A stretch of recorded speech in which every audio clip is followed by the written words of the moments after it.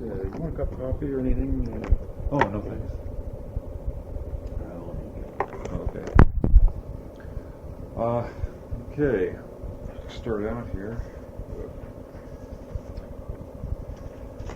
I found a quote by you that I really like a lot. Anything that comes up, I'll fly it. Remember? Yes. It still hold true?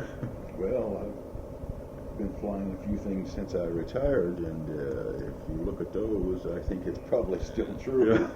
Hey, you're involved in the ultralight testing now, aren't you? Well, it's a light airplane. It's not an ultralight. It weighs about 425 pounds, 450, and it started out as an ultralight, but we modified it considerably, and it's basically an airplane.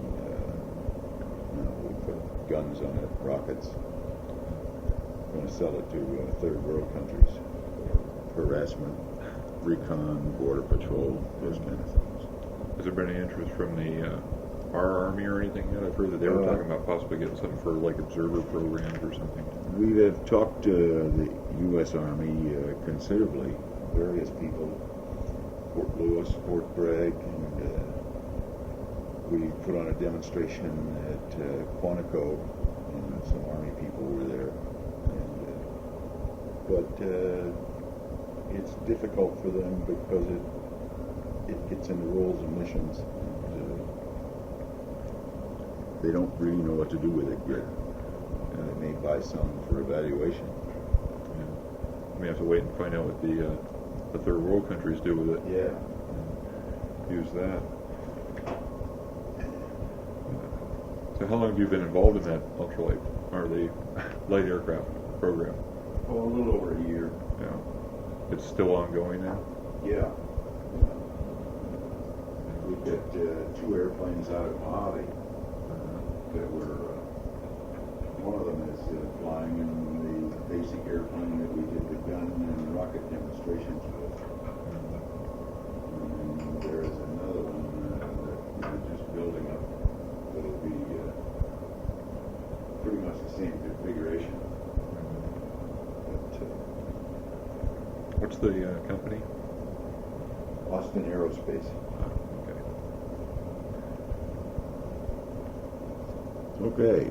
Okay. Well, to get onto the X-15 part of it, when did you first become involved in the program? It must have been in the first of 65, I believe. Were you involved for quite a while before you actually had a first flight? Well, I went through the ground school and the training necessary to fly the airplane. I had been on the dinosaur program, and of course that was canceled in December of '63. So at that time, when it was canceled, then I started in the aerospace school in January of '64. And that was 6 months, so June of '64. It may have been late '64 that I was assigned to the program. Or late '64, early '65. I don't remember what the time was now. Did you specifically apply for the X-15 program? Well, I had always wanted to fly the X-15, but I was more interested in the dinosaur program at the time. Of course, we worked on that for 3 years. Yeah. And Bob Hoy probably mentioned some of that because he was one of the engineers on the dinosaur. I talked with him quite extensively about that this morning. Yeah. Dinosaur was still haven't forgiven them for canceling that myself. No. Well, and it was an airplane, and it was an extension of the test programs, and more an extension of the X-series airplanes. And I think if we would have proceeded on with that, that we would have gained considerable information, and we would have been much farther ahead in the shuttle business, I think, today. Maybe a more realistic shuttle operation than we have right now. Yeah, I heard they found that the shuttle is actually fairly conservative. If they Yes. had actually flown the X-20, they probably would have been able to That's right. save a lot of weight and things on it. Yeah, it's too bad. So you went directly then from X-20 into the pilot school and then into the X-15?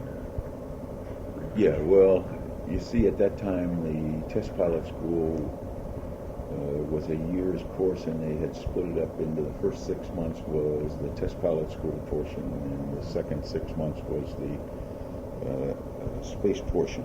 And in fact, the name of the school had changed. It was the Aerospace Research Pilot School at the time. And I had been working on a dinosaur program, but we had never gone through that particular portion of the school, and I figured if I was going to get on another space program, I had better have that school. So I went back there for 6 months and went through the space portion.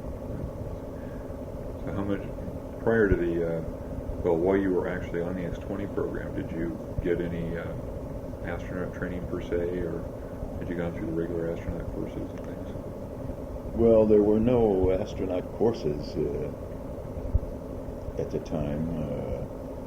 We were assigned to Boeing in Seattle and worked with the Boeing company in the development of dinosaur. And we were called the Pilot Consultant Group at the time. And there were 4 Air Force pilots that were assigned to the program and selected by the Air Force to fly the dinosaur. And so we worked hand in hand with the Boeing company in the development of the cockpit, the subsystems, the procedures, and the profiles that would be used to demonstrate and test the dinosaur. So all of the training, we did go through a number of centrifuge programs. We had all been through the medical portion at Lovelace and Brooks. And that kind of training, yeah. And of course, we had probably each one of us had over 400 hours of simulator time in the dinosaur.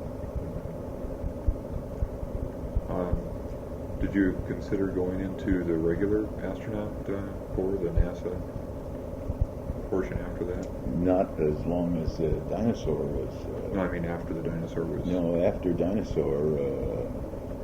No, I was just as happy to get on the X-15 program because it was an airplane, and there was still a lot of work to be done on that. And, we were beginning work on the expansion of the envelope to Mach E. Yeah. Well, that's okay. I understand you're running for city council? Yeah. Yeah. How's the campaign going? Oh, pretty good, I think. Yeah. They got it all locked up, huh? No, I don't think so, but we're working at it. How many people are running? 9. You said 3 seats? Yeah, for 3 seats and 3 incumbents. Yeah, that's not too bad a chance there. Yeah. Okay, what else you got? Okay, well, let me ask a couple more quick ones about the X-20, then we'll get back to the X-15. Let's see. I guess you and Milt Thompson both were pilots on the X-20 program. Yes. Now, let's see, Milt was on, you both went into the X-15 after the X-20 program, is that correct? Yeah. Okay. Yeah. So, did he go through the, any of the Air Force schools or anything out there, or did he have his... No, not for dinosaur or the X-20 or the X-15. Okay, so that is just an Air Force school. They don't have civilian pilots that go through. Yeah, that. they do. Oh, they do. But he didn't go through that from NASA. Okay. All right. What was your opinion after they cut the X-20 program? How did you feel about that? Well, we were all very disappointed in the fact that they canceled the program, and in particular at the time that they canceled it, because we were, pretty well on our way, and in fact we had one vehicle that was probably 50% complete, we had a number of systems that were qualified. And in fact, we took the inertial system off of Dinosaur and put it on the X-15 and used it there. The generator system was qualified. The reaction control system was pretty well qualified. And so we were, ready to move on. And the schedules were looking good. And we speculated at the time that it would probably be another 10 years before they flew a winged vehicle in space, and we missed it. It was probably 15 years. And we really wanted to go ahead and build the vehicle and at least do the airdrops that we had planned, and but they canceled the program and scrapped everything. We had, I remember, 5,000 parts laying around up there that were ready to go into the number one vehicle. So what happened to all the equipment after that? Was it just all tossed away, or Boeing kept the old? I heard the mock-up was still at the Air Force Museum, I think. I don't know where the mock-up is. I haven't seen that since we used it at.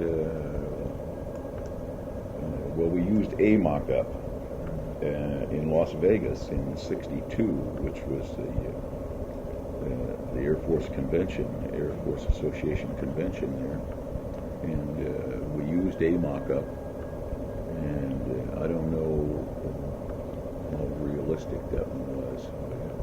I think I've seen pictures of that one in Aviation Week. Yeah. And such. Yeah. Well, I'm going back to Washington, and I'm also going to Ohio this next month, so one of the Air Force museums. So if I find the mock-up back there, I've heard it was there, so if I find it, I'll send you a picture of it. Okay. Yeah. Yes.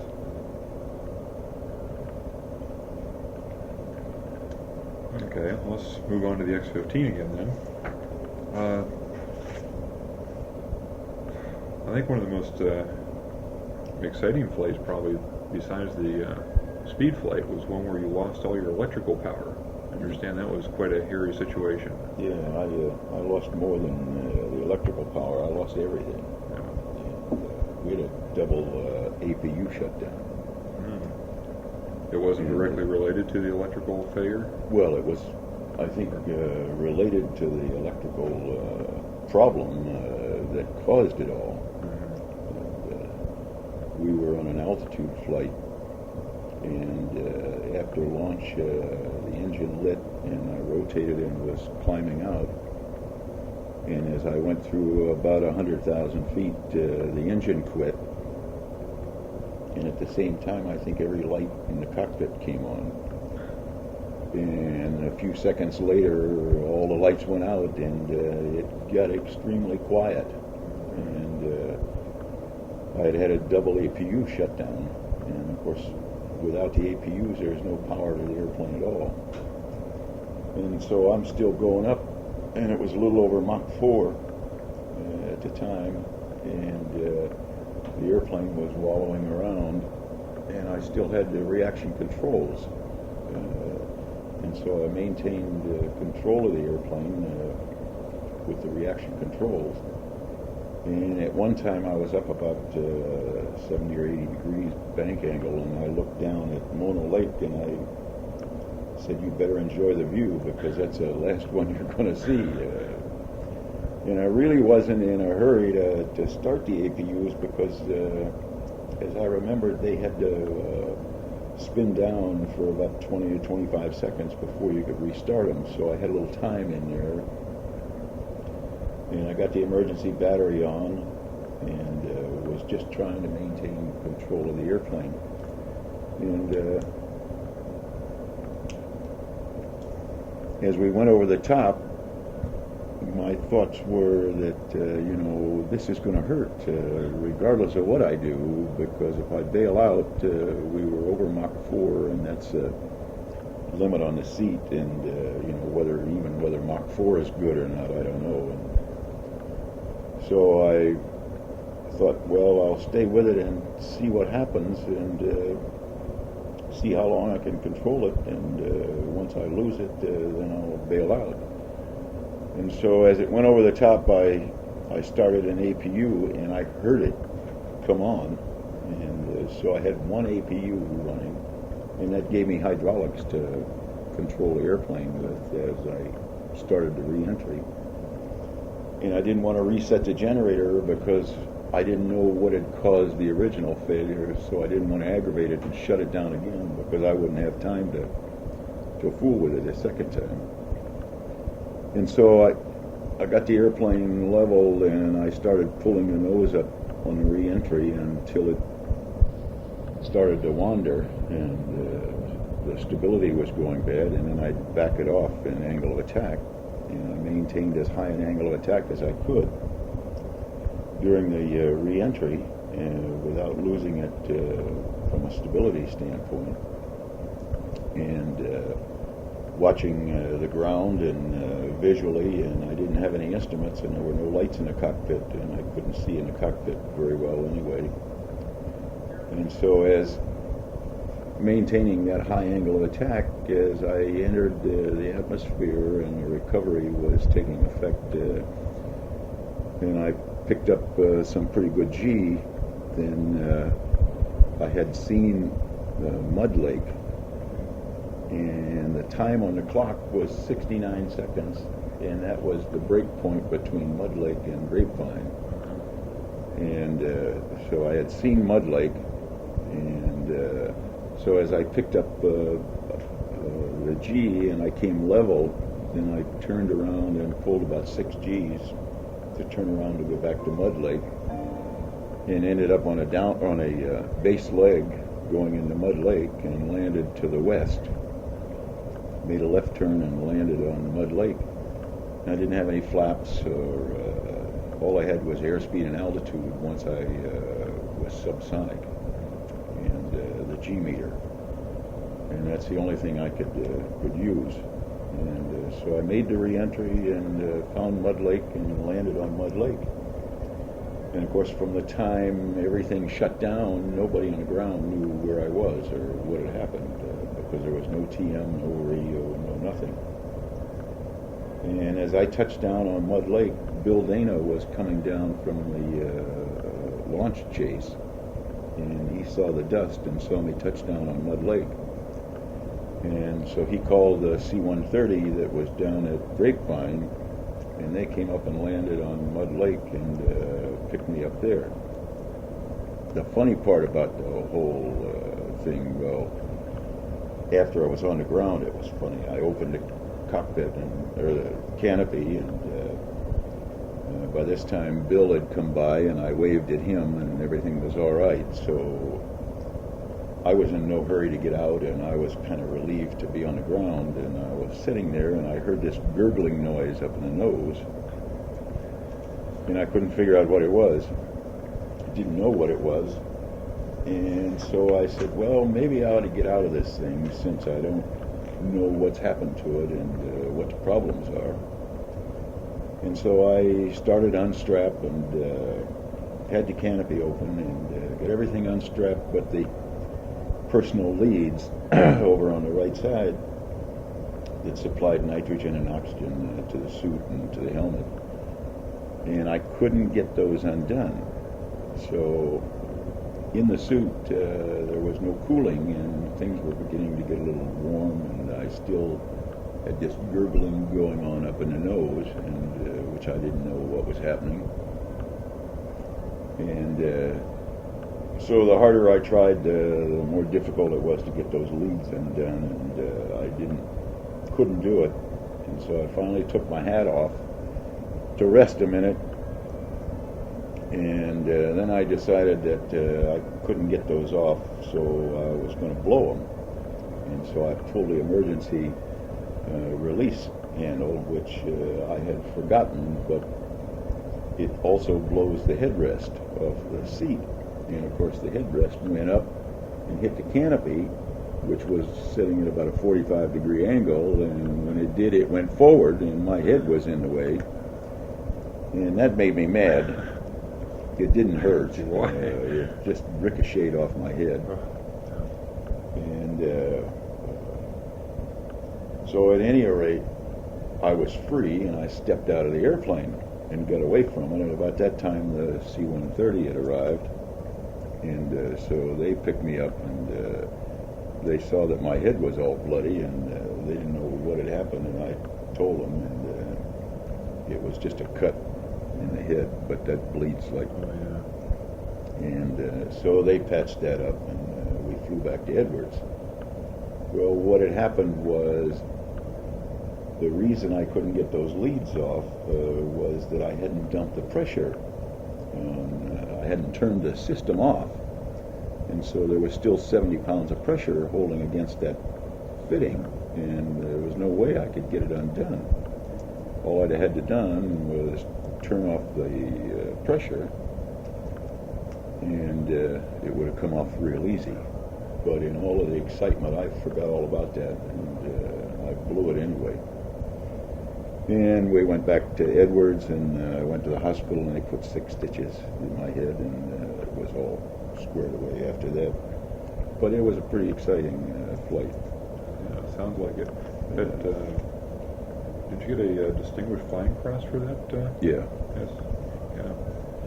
So, you don't hear too much about that kind of a thing, though. It's always the speed flights and the altitude flights and all the record flights. Well, the re-entry was made primarily visually by looking outside and observing the attitude of the airplane, because I couldn't see anything inside the cockpit, and there was nothing to see anyway, and the airspeed and altitude were not working until I went subsonic.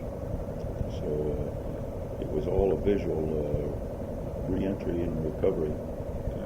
Sounds like a fascinating flight now that you can sit down and talk about it. Yeah, it was. Yes, while it was going on. It's the first time I really thought that I'd had it. Yeah. And I heard, I think Bob Hoey or something mention that some of the other people at the control room thought you had gone to Grapevine because of the times involved, because you were right on that edge and stuff. And they were looking for you. Yeah. Couldn't find you there, and lost everything. And so the first thing that went through the mind was, oh well, we lost another one. So, everybody thought it was gone, including you. That's right. Yeah. Yes. Were there any other, I'd like to save the 6.7 flight for a little bit later. Is there any other special things that happened on the flight? Any unusual occurrences? Well, I think every flight there was some sort of an emergency. You can probably list on one hand the number of flights that went without some sort of a hitch, some minor emergency, something didn't work or whatever. My first flight, I had an APU shutdown and had to start up the APU. Mike Adams on his first flight landed at Cuddyback, and I think everybody has landed at another lake other than Edwards during the course of the program. So there was always something that was in the form of a minor emergency or sometimes serious emergencies. It didn't always go as planned, but that was one of the reasons that the pilots were in there, is to take care of those kinds of situations and recover the airplane. Yeah, I heard some, I don't recall exactly what the numbers were or something, but they said that somebody had done a study on all the different flights, and they found out that something like about 30% of them, they wouldn't have gotten the aircraft back at all.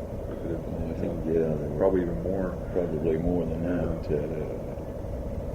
I think if the program would have been unmanned, they would have lost all 3 airplanes within the first 15 or 20 flights.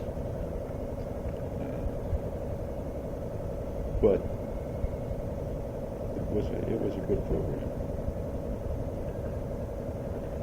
Yeah, you had the distinguished honor of not getting the 200th flight off. That's right. How did you feel about that? Well, everybody was disappointed. But, I was scheduled for the 200th flight, and we had aborted that flight 4 times. And There were a number of things that were on the airplane to commemorate the 200th flight. And, Such as? there was a block of brass, as I remember, or some kind of metal that they were going to stamp out medallions afterwards, indicating the number of flights, the program, the records, and so forth. Each one of the pilots was going to get one. Some other things, and I forget what all was on that flight. But in any event, that was to be the last flight of the program. And this particular, the fifth attempt, I was sitting in the servicing area, and Bill Dana was the controller, and everything was going fine. But I was looking outside, and of course Bill was in the control room, and he couldn't see outside. And I finally asked Bill, I said, "You're not serious about this flight, are you, Bill?" And he says, "Yeah." He says, "Everything's looking good up here." And I said, "It's looking good in here too, but I can't see the hangars across the ramp. It's snowing so bad." And Bill couldn't believe it. So I think after a few minutes of weather discussion and so forth, Mr. Bickle, who was the NASA director at the time, came on and he said, "We're aborting this flight." He said, "I think somebody's trying to tell us something. We've tried 5 times to get this flight off, and we've aborted it every time." And he said, "I think 199 is enough." It's a good number. So that's, we aborted that 200th flight. I saw a photograph, I think Jack Culf has it. And I think I think you signed it too. Has a picture of the X-15 on the ramp with the snow coming down. And he had some sort of thing, it looks like an outhouse or something that's sitting over the cockpit, the little shield over it. Yes. A little unusual out there to get that snow. Oh, yeah. I heard somewhere that was like the first snowstorm they'd had in like 25 years or something. Oh, I don't know, but just had to be that time. Yeah. Yes. How did you feel about the program itself being canceled? Did you think there was still something to be gained out of the X-15 program, or do you think it had run its course? Probably a little bit of both. I was disappointed in the fact that we didn't open up the speed envelope with the tanks and see what we could do with it and develop that configuration. But for the cost of the program and for the things that we were getting out of it at the time, I think it had probably pretty well run the course of usefulness from a cost-effective standpoint. What about the follow-ons, like such as the Delta Wing version? Those would have been interesting programs, but again, you wouldn't have gotten much more than Mach 8 or so out of it, as I remember. And that was the same kind of thing we were looking at with this. If there was a reason to fly a vehicle at those speeds in order to provide a platform for other developments requiring that kind of Mach number, then yeah, that was probably a better way to go than the tanks that we were using on the basic airplane. But you have to remember that Delta Wing program would have had to be a new development program, and you had to have gone through the same kinds of development with that airplane and that configuration as we did with the basic airplane. And so that was going to be a significant program in itself. And again, you'd have to evaluate it against the cost effectiveness of what you were going to get out of it.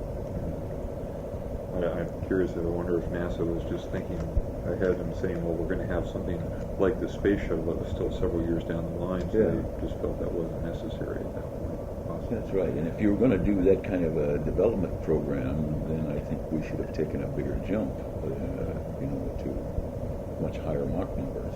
10 or 15 or something. Yeah, and see what we could do in that area. And then, of course, the space shuttle, or the space program, was eating up so much of the budget at the time that there was no money available within NASA for that kind of a program, and the Air Force couldn't generate enough interest and couldn't generate a requirement for that kind of a vehicle. So nobody could come up with the funding for any follow-on programs. And then, of course, once the space shuttle was approved, then all other vehicles of lesser Mach numbers were pretty much dead in the water. I heard recently that they're considering again, I don't know when, just as a proposal, but another research vehicle to cover that area that has been left between the shuttle and the X-15. But again, somebody has got to come up with a requirement for that kind of work, and those requirements are going to be hard to come by until we probably develop another kind of space shuttle. If you can get a vehicle that can do both orbital work and lower altitude and lower speed work, then you may be able to combine those. I don't know. We end up going back to something like the dinosaur again or something. Yeah. Well, I think that they will. I think that if the Air Force gets involved in space and generates a requirement to investigate systems, weapon systems of one sort or another in space, that they'll develop a smaller vehicle that will be more efficient in terms of what the Air Force requires. And when I say more efficient, I'm talking about the shorter turnaround times, the refurbishment time, and so forth, to get more flights in a limited time. And it'll have to have a quicker reaction time than presently capable of.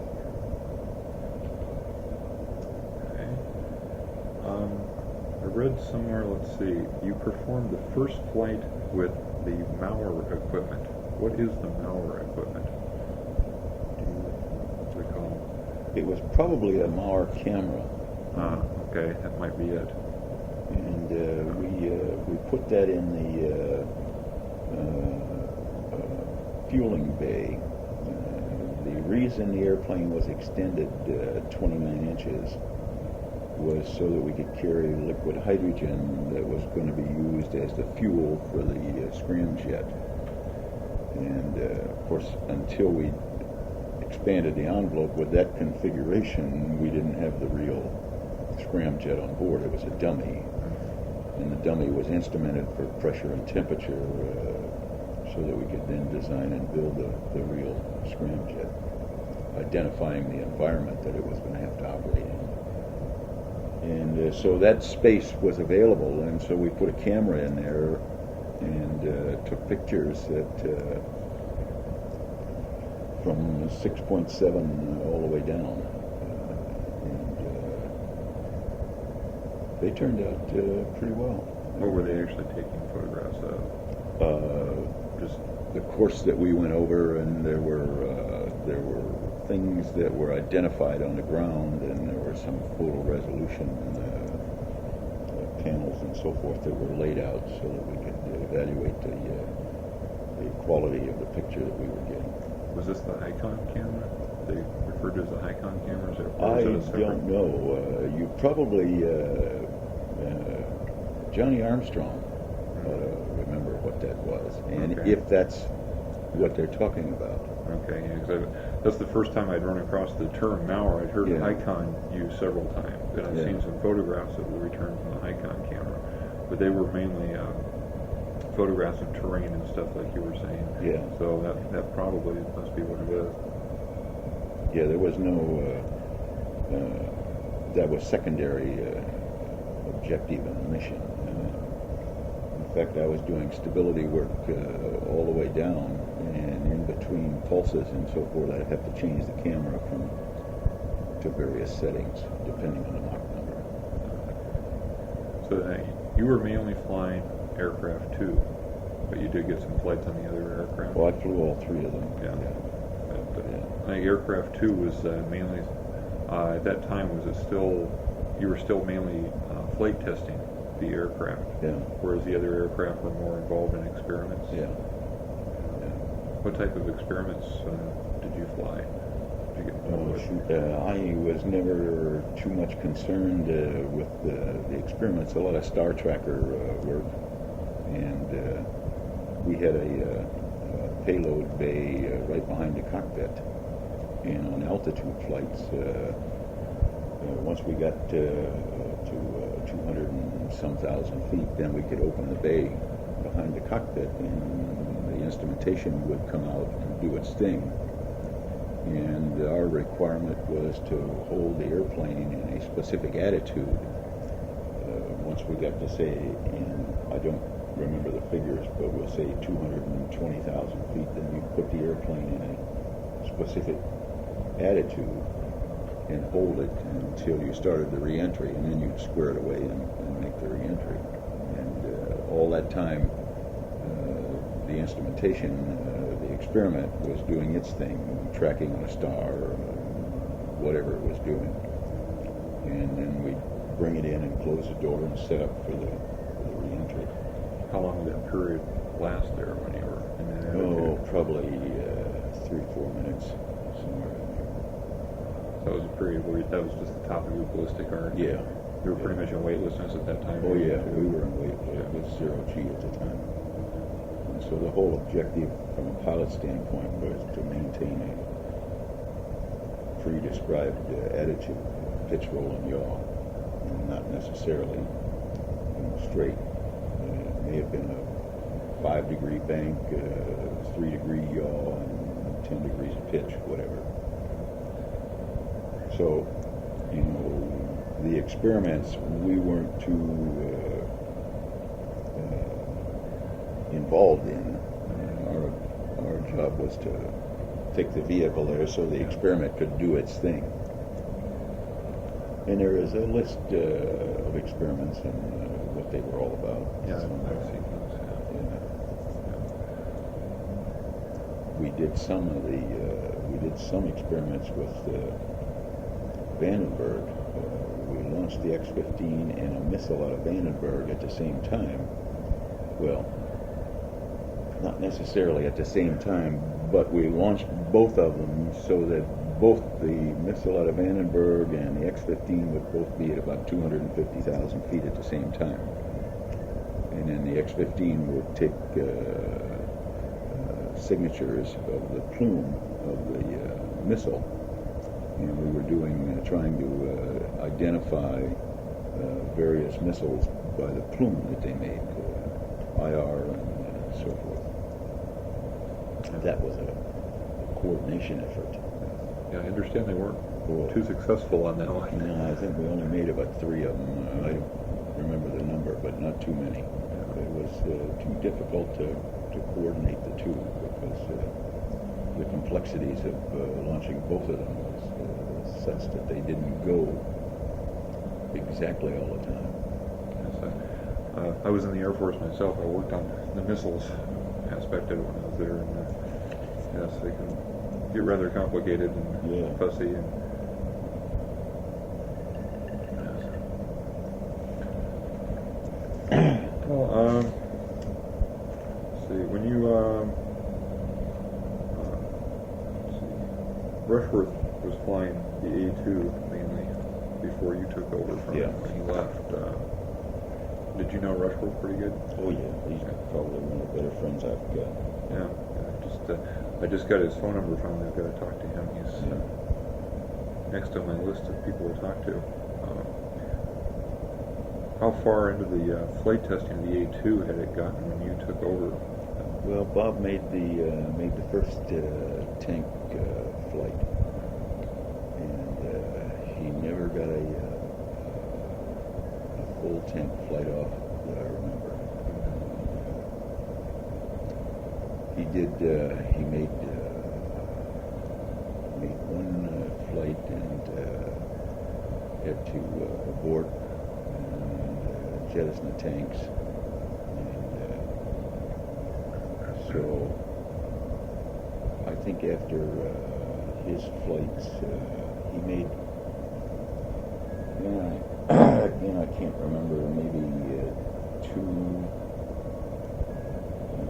tank flights, but never did he have a successful tank flight that allowed him to go ahead and burn the tanks and get rid of them. And I picked it up and made one tank flight out to I guess 6.3, and then we decided that we needed to get the ablative on. And we put the ablative on, and I made a flight without the tanks, with just the ablative in the window. And then we put the tanks on, and I made a flight to 6.7 with the tanks. Was you said when you ran to 6.3 or so? Were there problems that burn problems or something when you got back? No, but you see that the temperatures are, we get to about the same temperatures as the shuttle, but it's a matter of the heat impulse, how long you're there. The longer you're there, the longer the impulse and the more problems you have. It's like running your finger through a flame. The temperature is there, but unless you hold it there for a period of time, you don't get the full impact of it. And so the first tank flight, we weren't at those high Mach numbers long enough to give us a problem. But as we went to the higher Mach numbers, then we were above Mach 6 for a longer period of time, and the heat impulse was becoming longer and longer. And so we decided that we'd better get the ablative on for the work after that. And we put the airplane down and put the ablative on, and then we made a flight without the tanks, primarily because we changed not only the configuration of the airplane, but also the concept of the airplane. The basic X-15 was designed to run as a hot structure, and that meant that it absorbed and was able to handle the heat buildup due to the Mach number. And now we had changed that and made it a cold structure, and we didn't know whether that would generate any problems or not, so we flew one flight without the tanks and just the ablative to about Mach 5, as I remember. And there were no problems with it. It worked very well. And so then we put the tanks on and started the build-up with the ablative. And the ablative worked very well.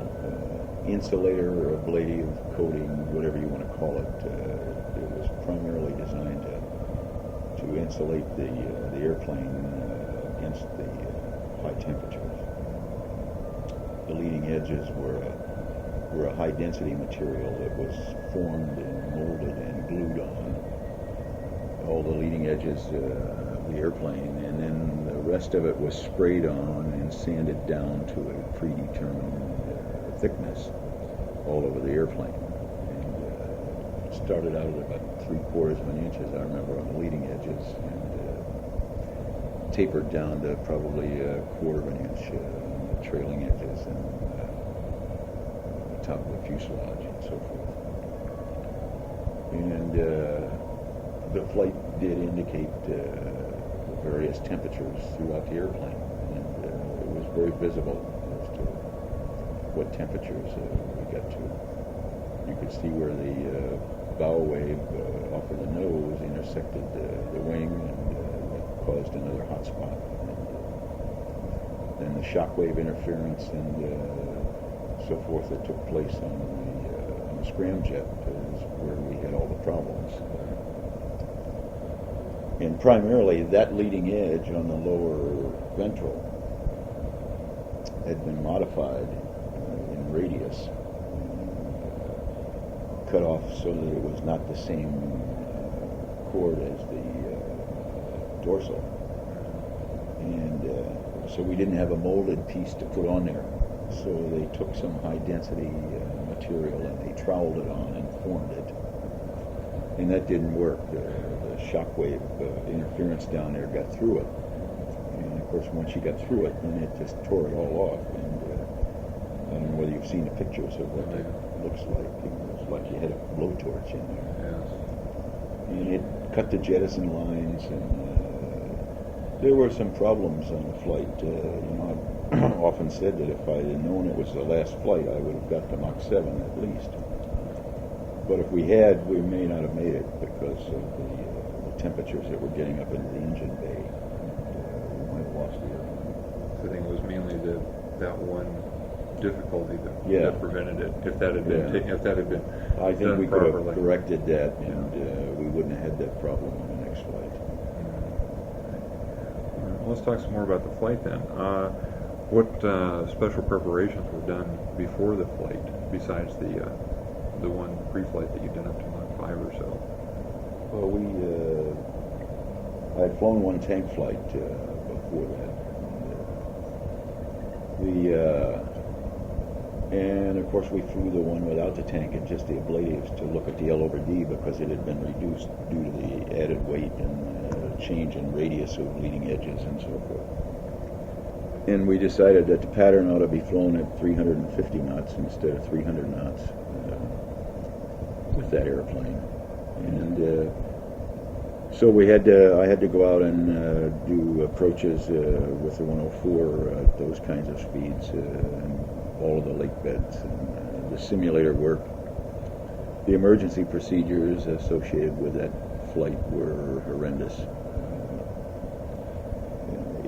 If you launched and the engine didn't light, we could attempt to relight one time. And if that didn't relight, then you had to jettison the tanks and jettison the fuel and land at the launch lake. And that was going to be quick, because the airplane weighed a little over 53,000 pounds with that configuration. If the engine lit and the tanks didn't feed, then you had to determine that in the first 20 seconds, because if they didn't feed, that meant you were feeding out of the basic airplane. And after 20 seconds, the fuel level in the basic airplane was down such that you couldn't jettison the tanks against a relatively empty airplane. So you'd have to shut down and jettison the tanks, and then try a relight and come back to the launch lake, because you passed the launch lake by that time. And of course, if one was feeding and one wasn't feeding, it seemed kind of a problem. And if at tank burnout, which was Mach 2,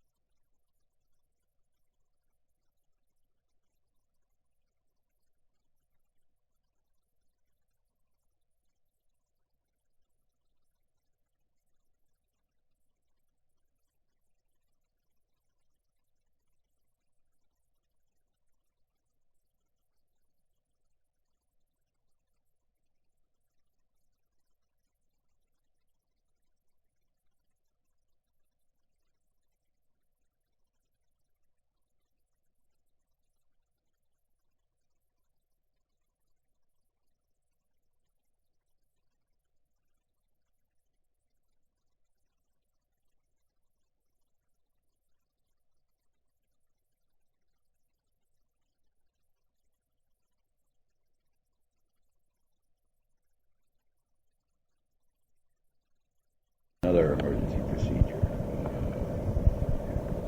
If you had a shutdown after tank jettison someplace, then that meant you'd have to go into another lake bed someplace. So all of those things added up to very significant emergency procedures. And, so I broke the flight down into pretty much sections. And the first section was launch light in the first 20 seconds. And pretty much if the tanks didn't feed or you had a problem then, you'd have to shut down and jettison the tanks and go back to the launch light.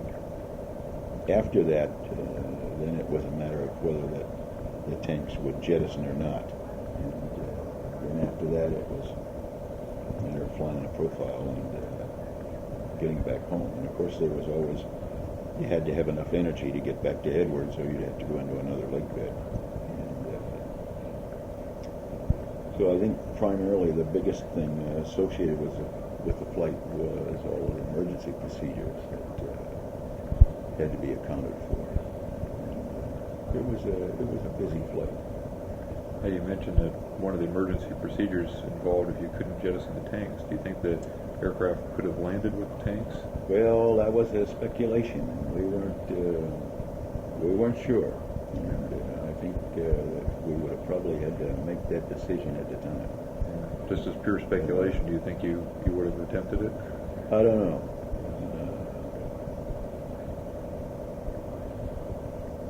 I don't know whether we would have or not. I take it the jettison system on the aircraft was connected to the tanks also, so you could have jettisoned the propellants in the tank. Yeah. Okay. So that would have probably could have at least done that. Yeah. Okay. During the flight itself, then, were there any indications to you in the cockpit that things were happening to the aircraft? None at all. I didn't know that I had lost the scramjet, and of course I didn't know the condition in the lower ventral as to what the heat had done. And I did finally realize that we couldn't jettison the fuel. And of course the flaps didn't work on that flight also, because the temperature had gotten into the wing area and gotten to the flap motors. So we didn't have any flaps and we couldn't jettison the fuel. So it was a heavier landing weight than we anticipated. And, but of course all that meant was that we wanted to keep the angle of attack down on landing and keep the speed up a little higher for touchdown. And I didn't realize what had happened to the airplane until I got out of it, and I noticed everybody looking at the back end of the airplane, and then I walked around and looked at it and said, "Holy Christ!" It was in bad shape. But the temperature got into the ventral area and blew the explosive bolts that would have dropped the scramjet, and so we lost that. As I say, it had gotten up into the engine bay and was beginning to cause considerable damage in there. Did you get any hot warning lights or anything like that? No, there was no warning system in there that was triggered. I read your debriefing on that flight. You were saying that I guess at the time when the first debriefing took place, nobody knew where the scramjet was. No. And you were talking about you thought it might have gone off at the same time the tanks had blown or something because you'd gotten a really big jolt on that flight. How was it different from the times when you jettisoned the tanks before? Well, I don't know that it was different. It was always a jolt. And you would jettison the tanks at about 5 degrees angle attack, and the airplane pitched from 5 to about -2 and then settled down. And it was a healthy jolt. Now, why that one was more significant than the other one, I don't remember right now. But I do remember making that statement. Johnny may have had some comments about why. I didn't ask him about that specifically. They, no, it was appropriate though. I guess they, the scramjet finally fell down in the bombing range. So. Yeah, in fact, Johnny Armstrong was the one that determined about where it should have gone, and then it developed a profile for the scramjet falling, and they went out and looked, and within a half hour they found it. Yeah, pretty well right where he said it was. Well, speaking of little things happening on the flight, I believe Rushworth was on the A2 when they had problems with the gear coming out. Yeah. Did you ever have that problem, or was that all taken care of before? We had fixed that. What had happened was that when they extended the airplane 29 inches, you see the gear lowering mechanism is nothing more than cables, and you pulled a lanyard that released the gear.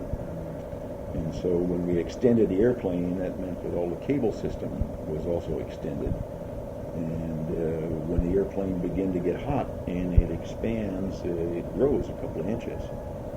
And we hadn't taken that into consideration, so when it began to grow, the cables pulled the gear, released the gear, and there it was.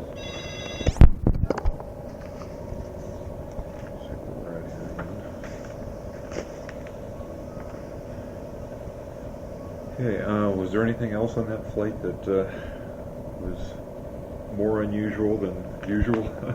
No, I think basically everything went pretty well. The profile was good.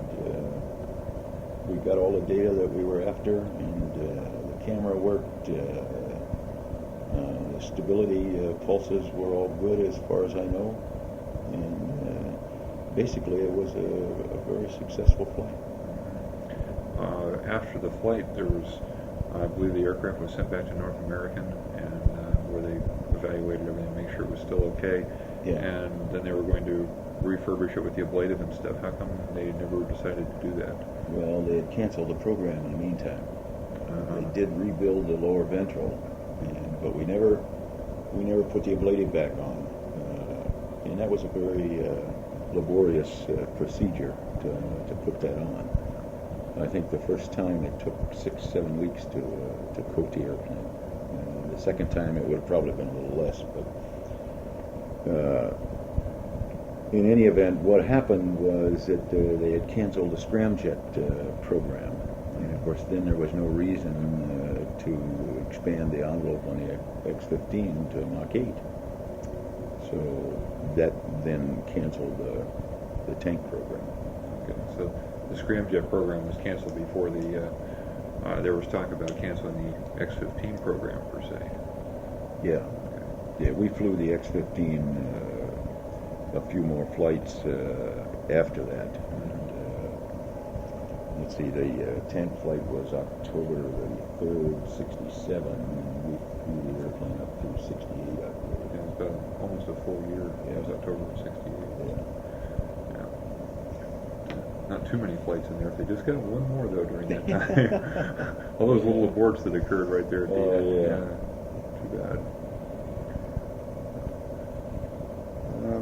Was there anything else that you would have liked to have seen the X-15 accomplish that I think wasn't? Well, I would have liked to have seen it gone to a higher altitude just for the sheer pleasure of it. There probably wouldn't have been any technical justification for it. We were not limited performance-wise. I think the simulator indicated that we could have probably gotten to 450,000 feet. But the problem was the re-entry. If we'd have lost the stability system prior to re-entry, the re-entry was going to be a bear. And so it was felt at the time that the risk was not worth what they would have gotten out of it. And, it would have been a little longer time for the experiments in the space environment, but really not that much more to accept the risk. And of course, I would have liked to have seen it pushed out to Mach 8, but again, we didn't have a requirement, and if you can't generate a requirement, then the risks aren't worth it. You did several flights, I think about 6 flights or so that were over 200,000 feet, so you had quite a few good altitude flights. Just general impression, what was it like up there? Well, you don't have really all that much time to look around. And we did do, after I had made that re-entry without any instrumentation, we did make a couple of flights evaluating what we could do visually. And I think we pretty well determined that you could fly the airplane visually, observing the flight path and keeping the airplane lined up with the flight path, and pretty well evaluate your heading and the yawing conditions and roll. And so we did look at that, and in doing so on the altitude flights you could see from anywhere from San Francisco all the way down to the tip of Baja. And on a good day, it was a beautiful sight. But you didn't have much time to sit up there and enjoy the scenery. You were too busy. You would take along your little instrument and take a few pictures or something. Yeah, that would have been difficult too. But it's just too much to do and too busy. So after the program was canceled, they finished everything up. What did you go into after that?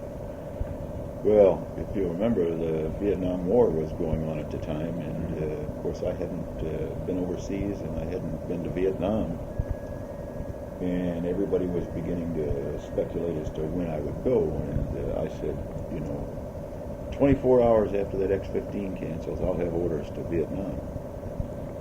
And I missed it a little. It was 48 hours. But I had volunteered before, and in fact, earlier on in the program, we had suggested that we could, during the wet season, we could go over there and spend 3-4 months and then come back. And we could eventually get a whole tour in.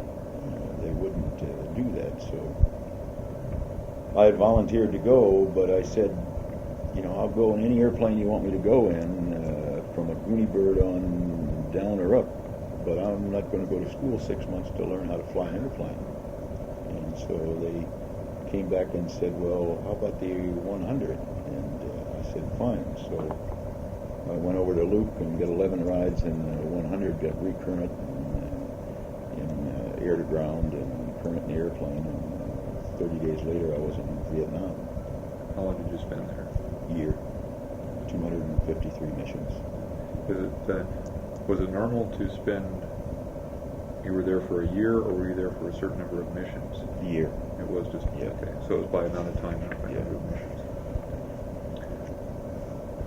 So that was what, through 69?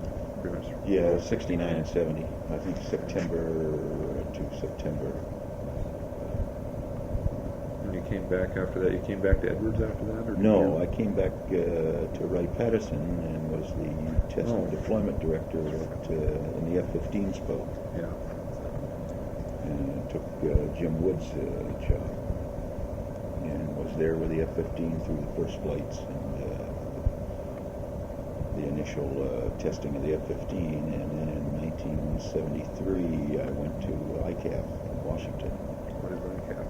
Industrial College of the Armed Forces, senior officers school, similar to National War College, things like that. Then I came back to Wright-Pat and was the F-4 SPO director, and then was the F-5 SPO director, and then we combined a lot of them, and I was the Fighter Attack SPO director, and stayed there till '79, and came back to Edwards as the vice commander.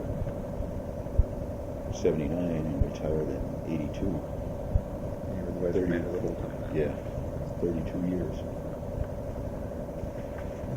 Yeah, I was only 7 myself. Had a few more to go. Oh, you had nice thing was 1954 F-89. Yeah. I believe the Allison Jet Trophy race. Yeah. Can you tell me a little bit about that? Well, I was a second lieutenant up at Sault Ste. Marie, Michigan, and we had just picked up brand new 89Ds, and I was the first one to check out in it, and I had more time than anybody by the time this race came up. And it was originally the Allison race, which was to be from Indianapolis to Dayton. But at that time, the F-89 had a restriction put on it of 425 knots, and they found out that we were exceeding that in practicing for the race. And so they changed the ground rules and made it an altitude climb. And I think there were 4 squadrons that were picked to participate in the race, and 3 pilots from each squadron, and 2 as primary and 1 as a backup.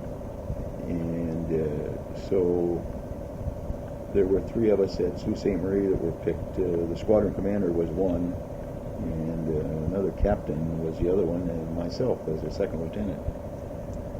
And so for a period of time before the race, my squadron commander gave both of us an airplane and said, practice.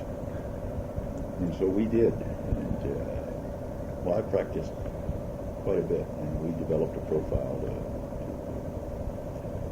comply with the regulations and the rules of the race, and still get to altitude in minimal time.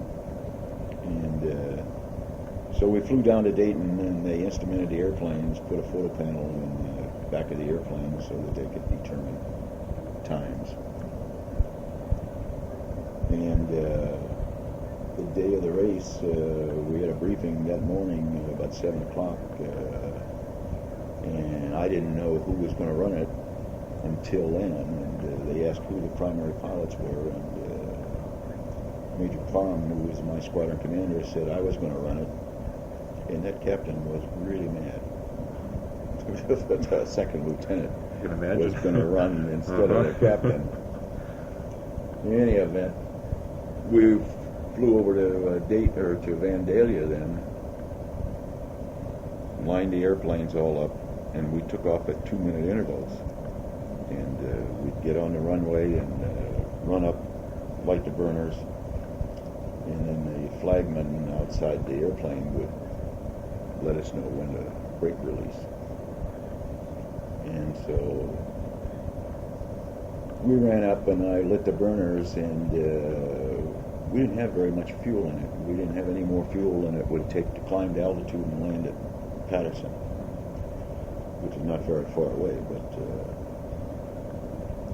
in any event, I had the burners running a little bit longer than I figured, and I thought, I'm going to really be short of fuel. And one of the requirements was you had to have both engines running when you crossed the finish line at Patterson, or you were disqualified.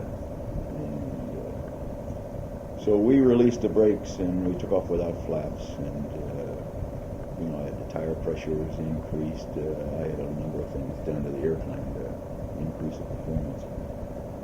And we took off to the southwest. And we crossed a runway which had a little rise in it, and I can remember very distinctly when we came to that runway, the airplane was airborne, and I snatched a gear, and I was going to hold it level until we picked up the speed that we wanted, and it settled. The big doors on the 89 came open first, and then the gear came up, and it settled on the gear while those doors were coming open, and I thought, we were really close. And anyway, it got airborne, and we picked up the speed and turned around, and I went straight up, and all we had to do was go through 10,000 feet. And we went through 10,000 feet at about 70 degrees, 80 degrees, somewhere in there. Then what I was doing was coming out of burner into idle and just letting it fall out. It kind of fell around a little bit, and the tower called and wanted to know if I had any trouble. I said, no, that's the way it recovers. And so then I shut one down and glided over to Patterson and landed. And just before the landing roll, I fired up the other one. And so I could taxi across the runway to the finish line with both engines running. And we made it, but we didn't have any fuel indicated in the airplane. In any event, I didn't know. And it was 100 and some degrees that day, so the performance wasn't too good. And from the times I had made before during practice, I didn't think it was a good time at all. We had been making it in about a minute and 45 to 50 seconds. And on the run at Bandera, it was 2 minutes and 7 seconds, so I didn't think it was too good. But in any event, they announced it the next day, and we went back over and picked up the trophy and gold watch and had a big party. I had beat everybody by about 15, 20 seconds. Jeez. And the captain still never forgave you, right? He was mad. I can imagine.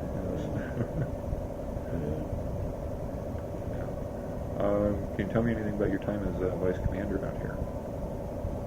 Well, it was an interesting time, and in particular working for General Connolly, because he believed that the people in command positions ought to be flying. And so I was current in the F-16 and the T-38 and flew everything else. Flew the B-1 and got a couple of flights in the A-10, fired the guns, and flew the F-15. Well, I had checked out in the F-15 in 72 as the test and deployment director. So he wanted to know what I want to maintain currency in, and I said, well, I am flying the F-16, so I'd check out and maintain currency in the F-16, and then so I flew with the test force down there and flying test cards right along with the assigned pilots, and pulling my 9 Gs and minus 3 Gs along with the rest of them. And it wasn't so much fun this time around as it was 10 years ago. In any event, and I had a few emergencies in the F-16, but that was fun. And I think the fact that I was flying and still working as a test pilot and being aware of all of the problems and running the base and so forth, it was a good job. So that was 82? Yeah, I retired in October of 82. Got there in September of 79 and retired in October of 82, just 3 years. Well, you have 3 sons, Yeah. right? Yeah. One of them's in the Air Force Academy? Or He's a junior in the Air Force Academy. Is he going into flight training also? If he can do it, yeah. Yeah. As long as his eyes hold out, Yeah, that was my problem. I always wanted that. He's got a private pilot's license, and he's going to be flying T-41s this summer, so it looks pretty good right now. That's good. Wish him luck. Have you kept in contact with any of the other pilots? I know you said you were good friends with Bob Rushworth. Oh yeah, I talk to him quite often. We go back and forth. He lives right over here at Camarillo. And of course I see Mel Thompson and Bill Dana. John Menke is a director out there. He did the lifting body work. John was an engineer on the X-15.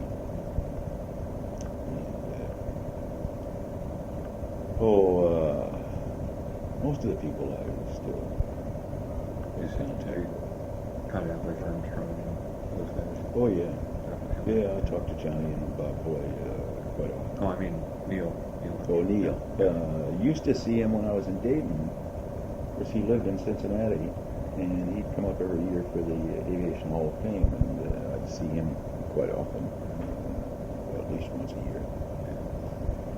And I'm trying to get a hold of him now. I've contacted him once already. Got one letter back. I've got a letter that's out now. I'm waiting for a reply. I'm hoping to interview him. Yeah. Got him in Crossfield and trying to find Forrest Peterson.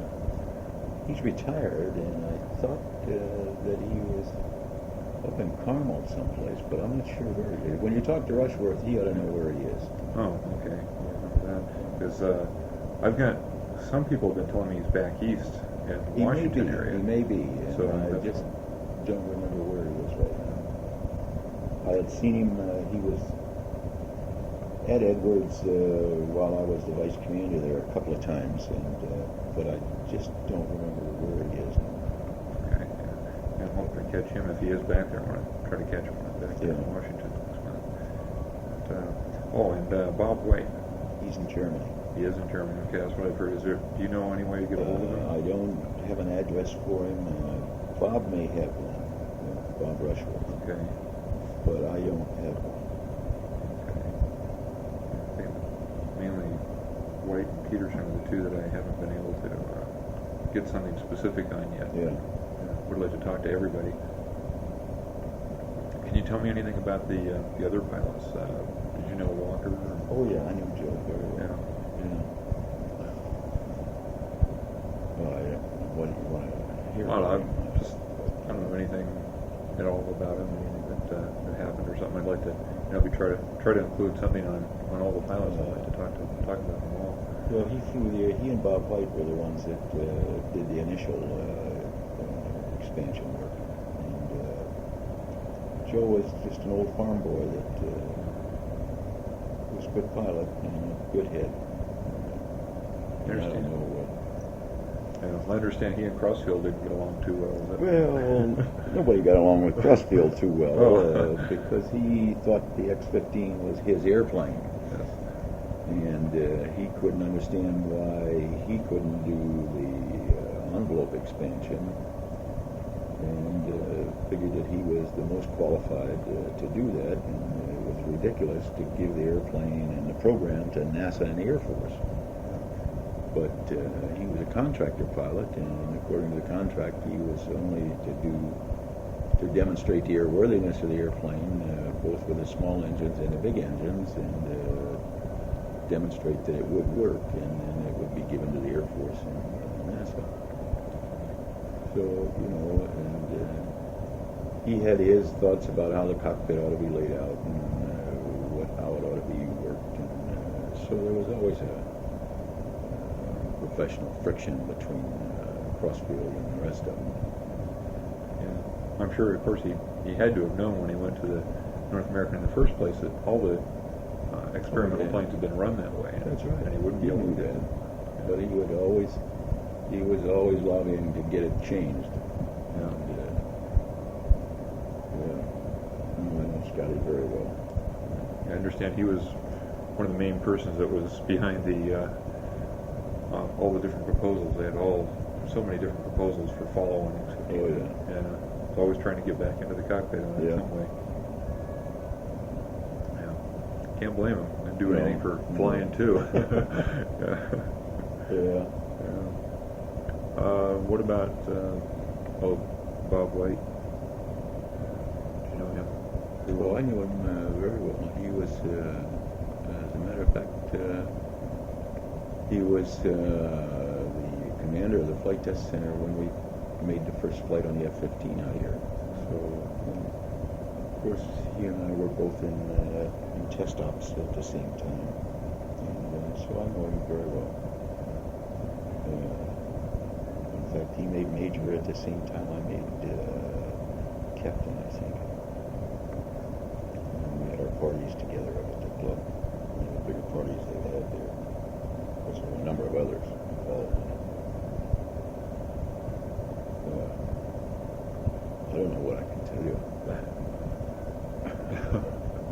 Okay. I heard Rushworth had a really big going away party or whatever when he left the program finally. In fact, I've got a photograph that somebody said had something to do with his retirement from the X-15 program. It was a photograph of an F-100 in the background, and a guy was standing in front. I don't think it was him though, in a full pressure suit. And he was holding a turkey under each arm. Do you know anything about that? I don't remember that. Someday I'll find the whole story on that one. Yeah, well, he'll tell you. Oh, yes. Yeah. I don't know if I'm going to get a chance to talk to him before I go back. It may be a month or so before I get back up there. But definitely going to be talking to him in the next couple of weeks, at least on the phone or so. Yeah. I don't know, what other plans for the future do you have with the ultralight program? Stuff that's going to take up all your time for quite a while? Well, I'm working at it kind of part-time, and more of a consultant with the company than anything. And if we get into the marketing to the point where we sell a number of them, then we'll probably have some development work that will have to be done out of Mojave, improving the airplane, modifications, and so forth. The prototype, pretty much what we have out there now. And so we'll just have to wait and see how many of them we sell and what work has to be done. So that's your main program, and you don't have anything else coming up besides the city council, hopefully? No, not right now. Yeah. No. Just in general, can you tell me about your personal opinion, say, on the directions our own space program is going now and things? Well, I would certainly like to see more effort go into the wing reentry work, more follow-on to the shuttle work. And of course, that will probably have to be delayed now until we develop the space station. But I think that's going to be a natural fallout if we in fact get a space station that is manned 100% of the time. Then I think you're going to have a more realistic shuttle vehicle for transporting of supplies and people to support that kind of station. And I think it'll be a smaller vehicle and more maneuverable in terms of footprint, energy management capability on the reentry. And as I indicated before, a much shorter turnaround time, quicker reaction capability. And the shuttle will probably be used in order to initially develop and build that kind of a space station operation. But I think a space station is another logical step to take in the space program. But if you're going to utilize space, then you're going to have different vehicles in order to support it. Can't put all your eggs in one basket. Yeah.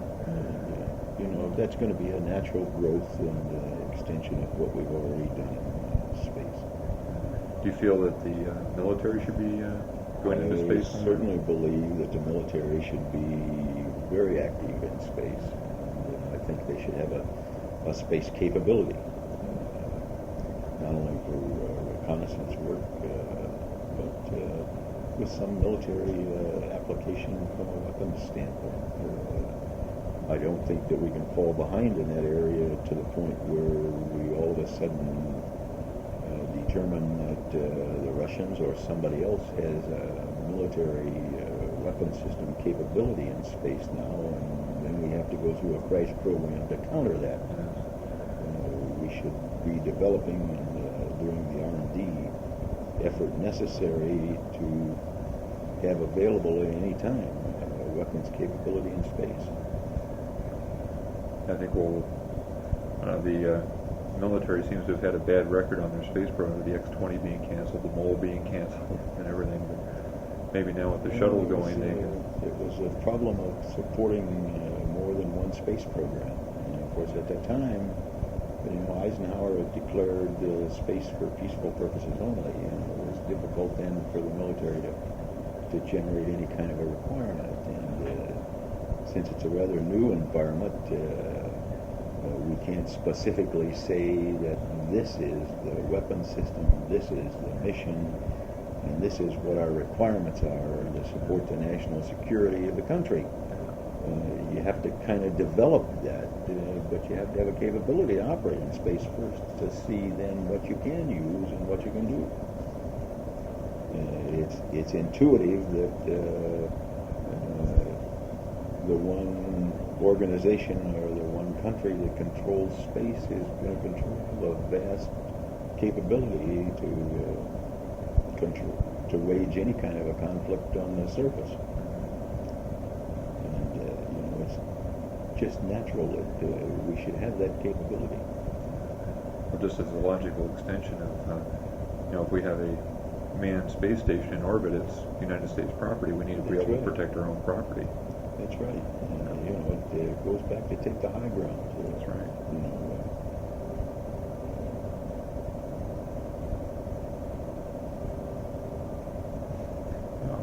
Okay. Well, I think we've pretty well covered everything. I don't want to take up all of your time today. But I think we've got some really good information. I'd like to probably be talking to you again in the future sometime. Okay. I'm sure I'll have more questions for you. Oh, I do have one question I forgot. I have a photograph that I found of you from I don't know where, and I'd like you to explain it. You were in a bowler cap and an umbrella and the whole bit. What is that from?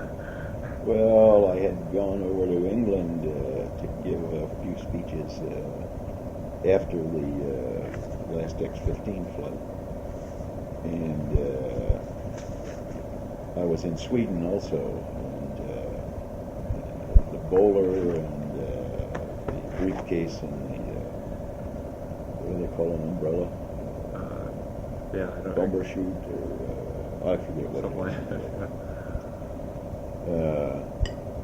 I had a friend of mine, Bill Bedford, over there, and I had mentioned it to him that before I left England I had to get a bowler,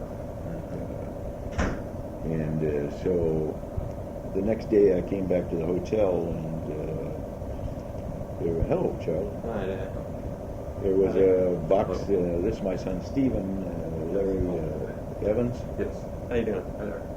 And there was a box there, and it was a beautiful derby, and that they had given me, and so I wore it. And of course, at that time, I was wearing the herringbone sport coat, and so they decided they were going to make an Englishman out of me, and so they gave me the umbrella and the briefcase and the bowler, and took a few pictures.